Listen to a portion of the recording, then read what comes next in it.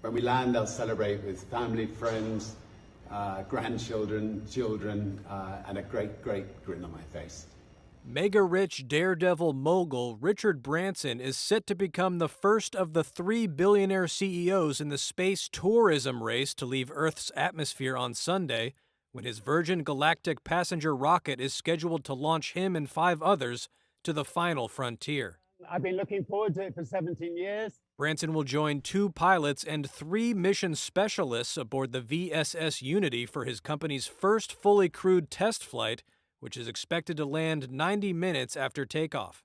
The Virgin Galactic carrier jet VMS Eve, named for Branson's mother, will lift the British billionaire founder and crew to an altitude of 50,000 feet before Unity is released and climbs even higher to roughly 55 miles above the New Mexico desert, where the crew will experience about 4 minutes of weightlessness before beginning a gliding descent back to Earth.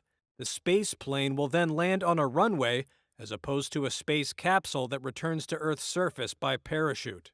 If successful, Sunday's test will give Branson bragging rights for edging out Jeff Bezos, who is scheduled to visit the edge of space aboard his Blue Origin rocket ship on July 20th with his brother in tow. Yeah, it's honestly not a race. It's a race to, if it's a race, it's a race to produce wonderful spaceships and that can make many more people be able to access space, and I think that's both of our aim.